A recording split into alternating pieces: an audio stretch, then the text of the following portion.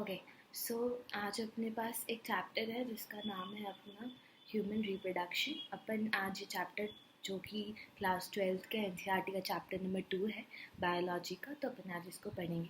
अपन इसको total NCERT से ही पढ़ेंगे और कोई रेफरेंस या कोई और जगह से नोट्स यूज़ नहीं करके अपन टोटली एक एनसीईआरटी बेस्ड रिवीजन लेंगे। और ये जो चैप्टर है ये अपन 2 पार्ट्स में फिनिश करेंगे। तो वो 2 अलग अलग पार्ट्स, लेसन 1 लेसन 2 करके ऐसा कुछ रहेगा। तो अपन स्टार्ट करते हैं यहाँ से। As you are aware, humans are sexually reproducing and viviparous. The reproductive events in the human includes the formation of gametes, that is, sperm in males and ovum in females. मतलब इस line में वो ये बोल रहा है कि reproduction event जो है उसमें जो अपनी मेन जो फर्स्ट स्टेप आती है उसको अपन नाम देते हैं फॉर्मेशन ऑफ गैमेट्स। अब फॉर्मेशन ऑफ गैमेट्स में जो सबसे पहला गैमेट बनता है वो मेल्स में, मतलब मेल और फीमेल में अलग अलग गैमीट्स बनते हैं। तो पहला होता है वो स्पर्म बनता है मेल्स में और दूसरा ओवम बनता है फीमेल्स में। फर्स्ट स्टेप हो गई गैमेटोजेनेसिस। अगर सेकेंड स्टेप की बात करें, transfer of sperms into the female genital tract, मतलब जो स्पर्म्स प्रोड्यूस हुए हैं मेल के अंदर वो ट्रांसफ़र करने हैं अपन को फीमेल के अंदर, and the fusion of male and female gamete that is known as fertilization leading to the formation of zygote. इससे क्या बनेगा? Zygote. This is followed by the formation and development of blastocytes. Blastocytes is basically the when जब जो अपना mail का sperm है और जो फीमेल का ओवम है वो जब फ्यूज़ हो जाता है तो इट्स द फ्यू सेल्स, तो उनको अपन ब्लास्टोसाइट्स बोलते हैं। कुछ number of amount of cell को ब्लास्टोसाइट्स बोलते हैं जो कि यूट्राइन की वॉल पे इम्प्लांट हो जाता है और उसकी वजह से और वहीं पर वो डेवलप होता है। और फिर एम्ब्रियोनिक डेवलपमेंट होता है ना, एम्ब्रियो तक बनता है जाइगोट से foetus embryo, delivery of the baby जिसको अपन पार्चुरेशन बोलते हैं। ये सारी जो स्टेप्स हैं, पहली कौन सी है अपनी गैमेटोजेनेसिस। एक सेकेंड,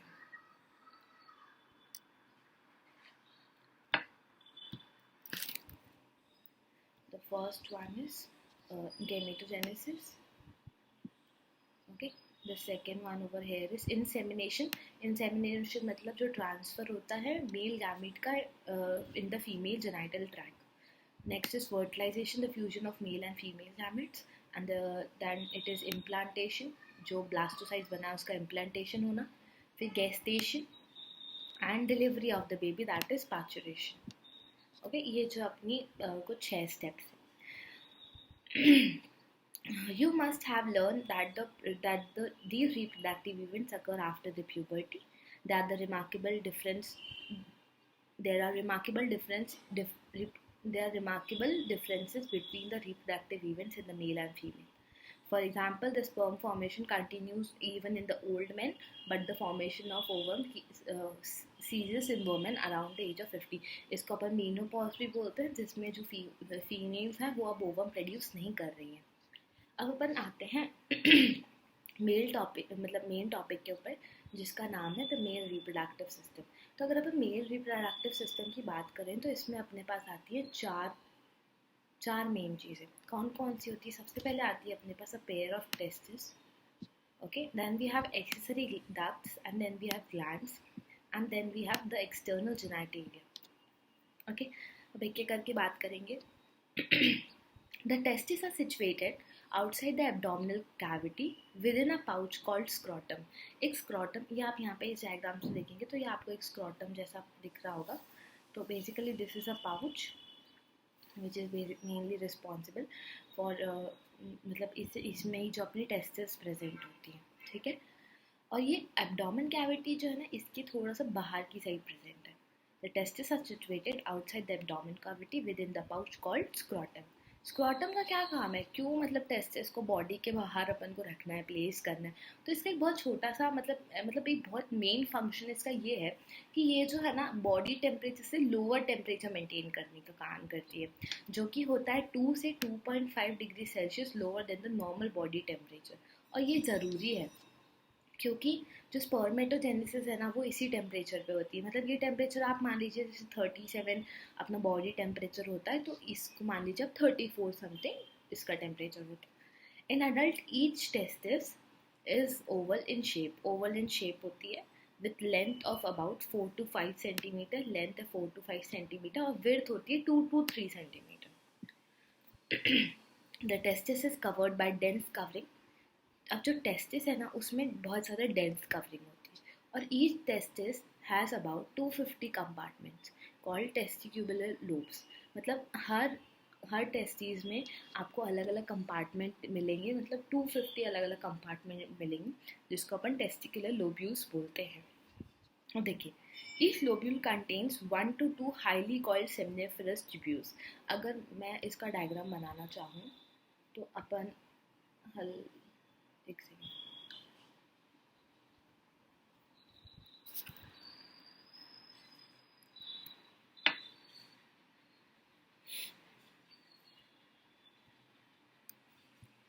मैं आपको इसका डायग्राम दिखाती हूँ, एक सेकेंड. ओके सो अपन यहाँ पर देखेंगे तो ये मैंने टेस्टिस का एक रफ डायग्राम बनाने के आपको ताकि शो करने के लिए बनाया है. अब देखो इसमें आपको पहले तो ये आपको कवरिंग दिख रही होगी, है ना, ये अपनी कवरिंग है ना. इसमें 3 कवरिंग होती है बेसिकली. अब मैं 3 लेयर ड्रॉ नहीं कर रही क्योंकि वो थोड़ा सा मेरे लिए मुश्किल हो जाएगा, पर इसमें 3 कवरिंग्स होती है, 3 लेयर्स होती है और उसके बाहर में अपना स्क्रॉटम होता है. ओके अब देखो, अब ये जो आपको यहाँ पे ब्लू कलर का जैसे दिख रहा है, ये जो है ये अपने हैं testicular lobules. Testicular lobules. Okay और फिर अगर अपन ये अंदर वालों की जो ग्रीन है, ये कितने टेस्टिकुलर लोब्यूल्स कितने होते हैं आपको पता चल गया, 250 होते हैं. अभी इस डायग्राम में ऑब्वियसली अपन 250 बनाना पॉसिबल नहीं है तो अपन नहीं बना पाएंगे. और ये जो आपको यहाँ पे ग्रीन दिख रहे हैं ये हैं अपने सेमिनिफेरस ट्यूब्यूल्स जो कि आपको दिख रहे होंगे हाईली कॉइल्ड है. मैंने हाईली कॉइल्ड बनाने की कोशिश की है यहाँ पर. ये 1 से 2, 2 से 3 हो सकते हैं एक टेस्टिकुलर लोब्यूल्स. अब अगर जब अपन इसके आगे बात करेंगे तो आगे क्या होगा कि ये सब जो हैं ये कन्वर्ट होंगे ऐसे ट्यूब लाइक स्ट्रक्चर में जो यहाँ से ऐसे ऊपर की ओर जाएगा. और ये जो कनेक्टेड होते हैं ये रेटी टेस्टिस, मतलब जो सेमिनिफेरस ट्यूब्यूल्स है ना ये जो है ना ये रेटी टेस्टिस से कनेक्टेड, मतलब आगे जाके रेटी टेस्टिस बनाएंगे. और फिर जो ये रेटी टेस्टिस है ये आगे जाके वासा एफरेंशिया बनाएगी और फिर वो जाके वास डिफरेंस बनाएंगे.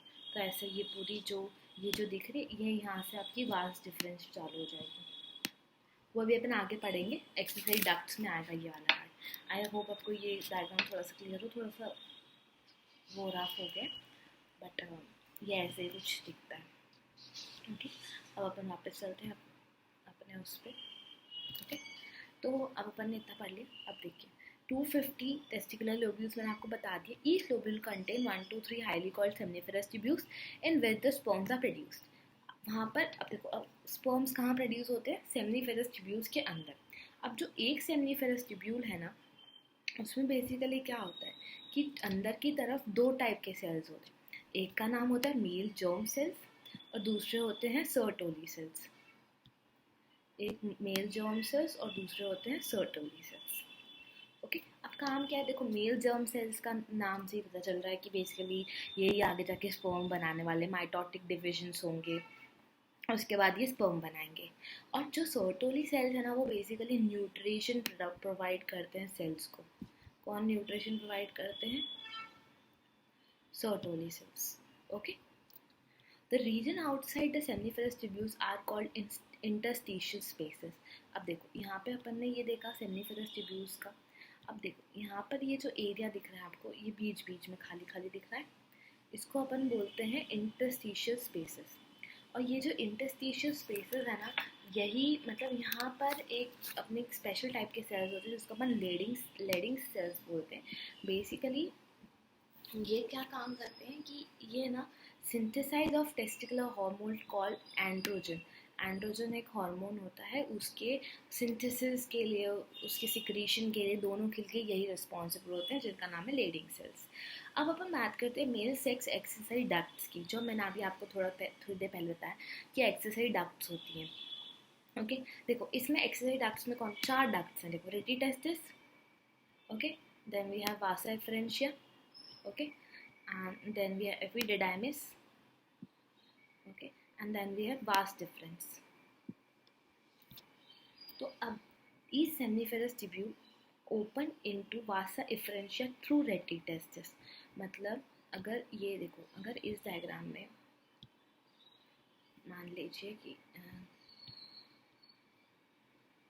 देखो, अगर ये अपने सेमिनिफेरस ट्यूब्यूल्स हैं, ओके, मतलब ये तो टेस्टिकुलर लोब्स हैं, इनके अंदर जो है वो अपने सेमिनिफेरस ट्यूब्यूल्स हैं. मैं थोड़ा इसको बड़ा करके बता रही हूँ ताकि आप लोगों को कन्फ्यूजन ना हो क्या किससे कौन कनेक्ट हो रहा है.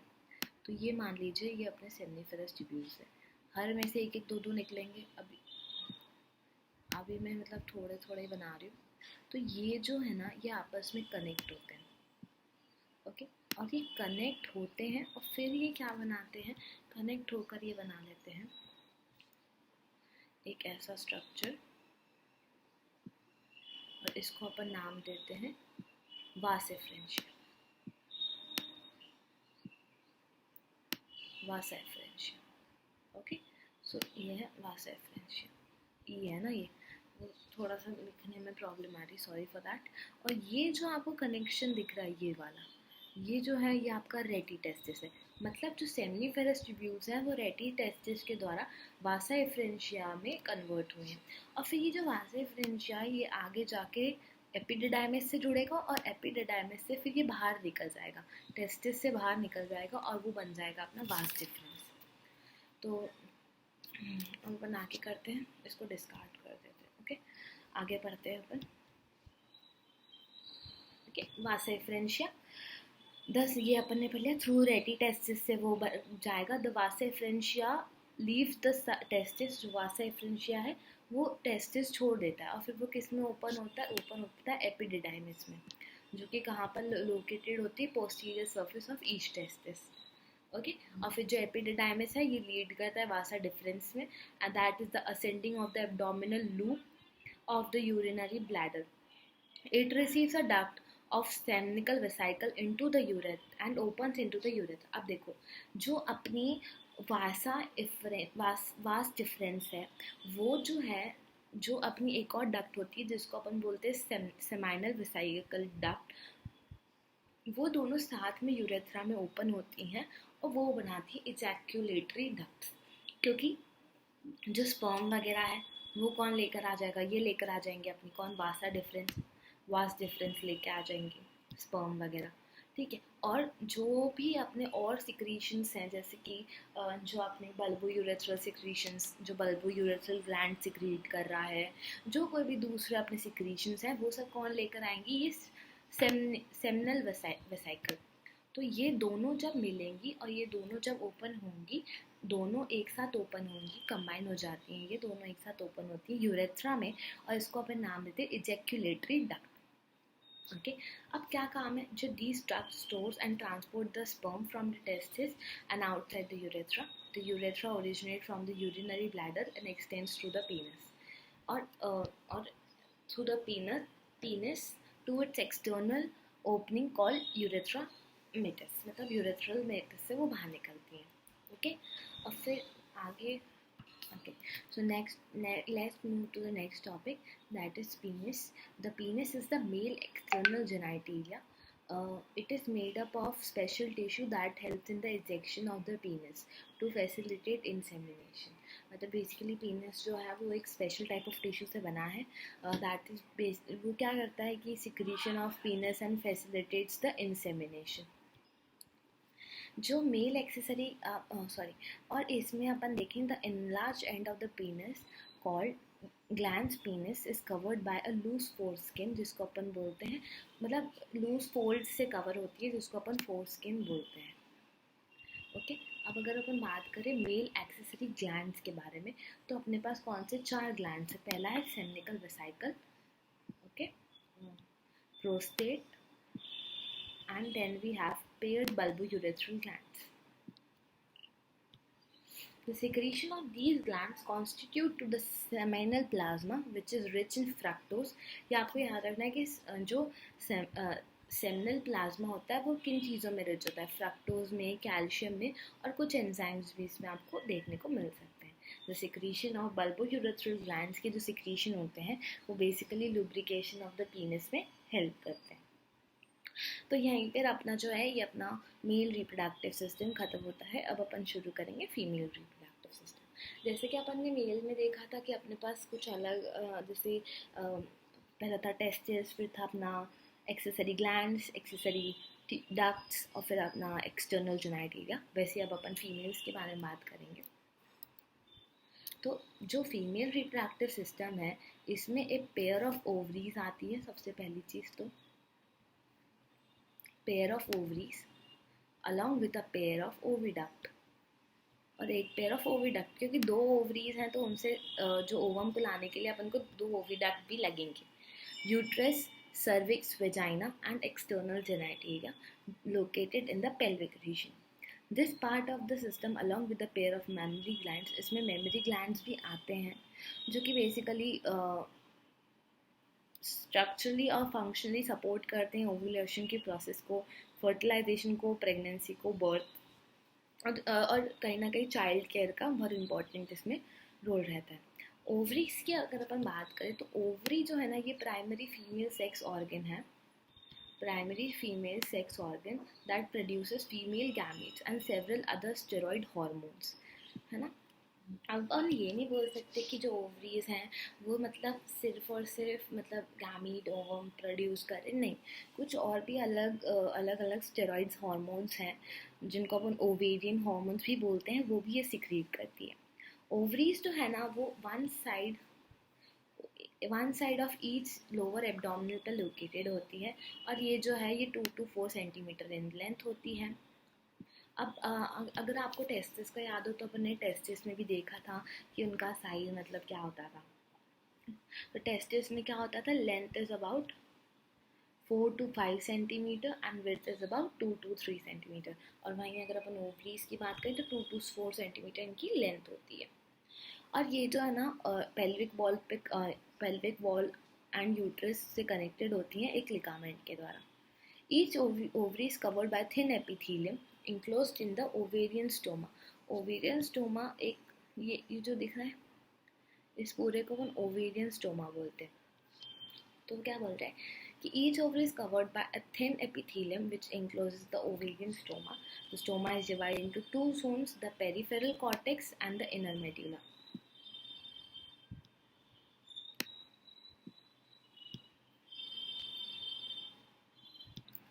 ओके, सो वो जो दो रीजन्स के बारे में मैंने आपको बताया, एक तो था अपना कॉर्टेक्स और एक था मेड्यूला। तो ये जो आपको पेरीफेरी पे दिख रहा है ये समझ लीजिए ओवरी है।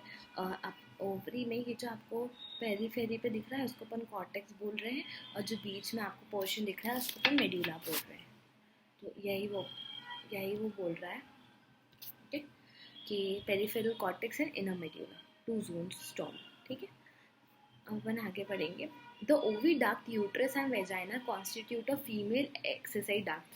अब फीमेल एक्सरसाइज डक्ट्स में कौन कौन सी आती है, ओविडक्ट आती है, यूट्रस आती है और वेजाइना आती है। Okay, each fallopian tube is about 10 to 12 centimetre long.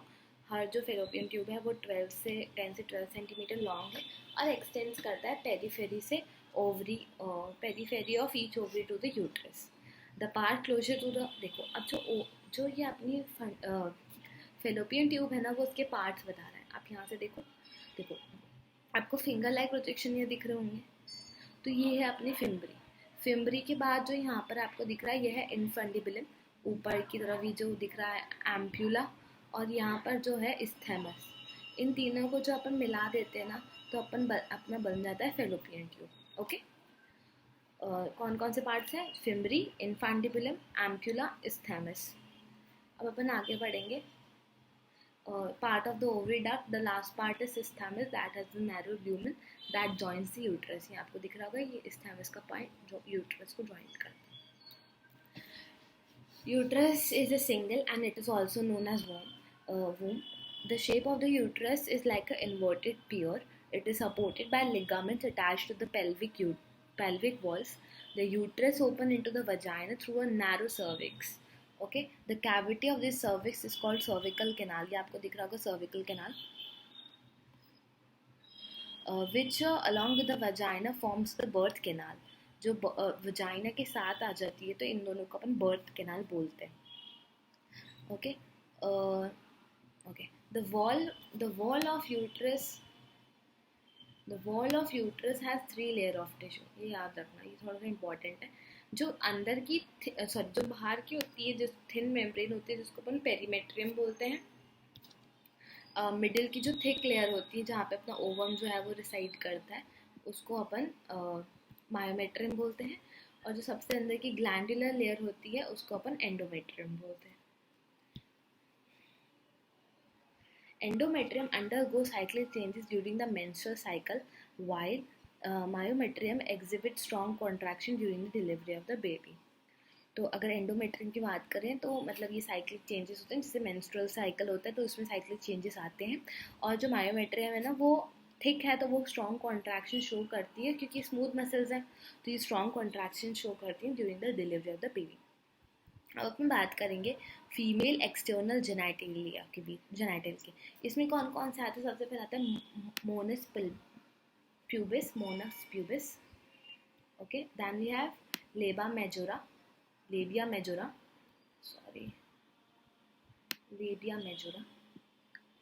Okay, then we have labia minora, hymen,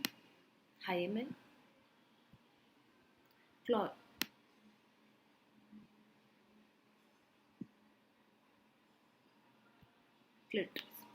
अब अपन बात करते हैं मोनस प्यूबिस के बारे में. तो ये क्वेश्चन ऑफ फैट टिश्यू है जो कि स्किन के द्वारा कवर्ड है. स्किन और प्यूबिक हेयर्स जो होते हैं उनके द्वारा ये कवर होता है.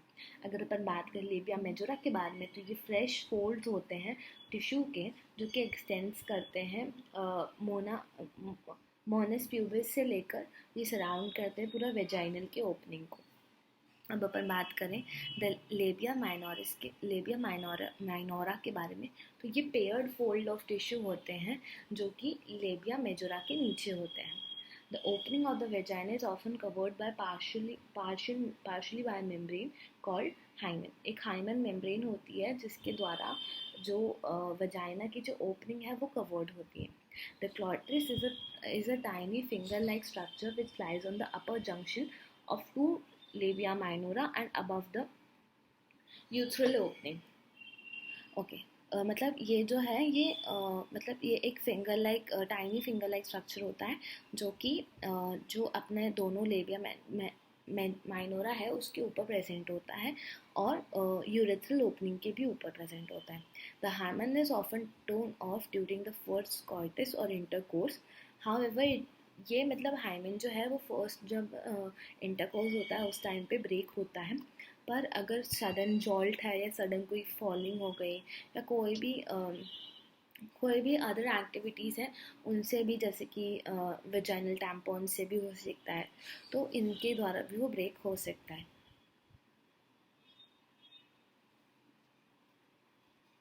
ओके, अब अपन बात करेंगे मेमोरी ग्लैंड के बारे में. The functional mammary gland is characterized in all female mammals. The mammary gland are the paired structure breast that contain glandular tissues. कौन से tissues होते हैं? Glandular tissues होते हैं.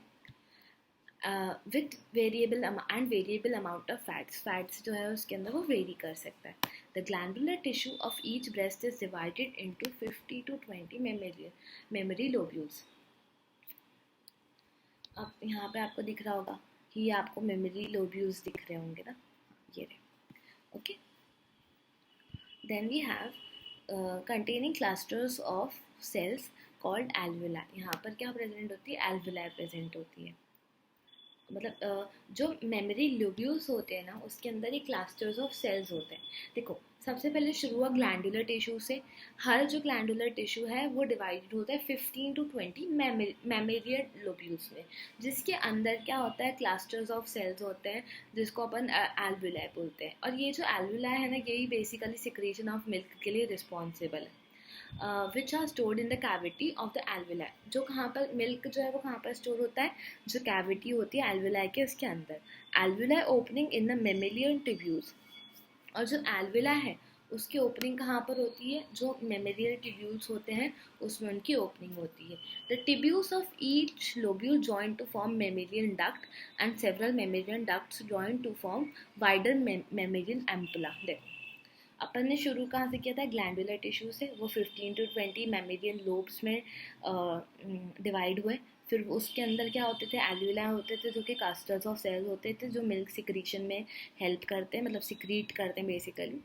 और ये जो एल्विला है ये ओपन होते हैं मेमोरियल ट्यूब्यूल्स में. जो अब ये जो मेमोरियल ट्यूब्यूल्स है ना, ये जुड़ जुड़ के एक डक्ट बनाते हैं और फिर ये वाइडर एम्प्यूला के, मतलब वाइडर एम्प्यूला में जाकर ज्वाइन हो जाते हैं. और फिर लास्ट में ये लेक्टिफेरस डक्ट के थ्रू बाहर आते हैं, मतलब सक आउट होते हैं. सो आज के लेक्चर के लिए इतना ही. अगर आपको मेरा लेक्चर अच्छा लगा हो तो प्लीज़ लाइक कर दीजिएगा. फिर अपन नेक्स्ट लेक्चर में सब्सक्राइब भी कर सकते हैं. अगर आपको मेरा नेक्स्ट लेक्चर की वीडियो अगर आपको अपडेट्स में चाहिए तो आप प्लीज़ इस चैनल को सब्सक्राइब कर दीजिए. नेक्स्ट लेक्चर में अपन गैमेटोजेनेसिस के आगे का देखेंगे.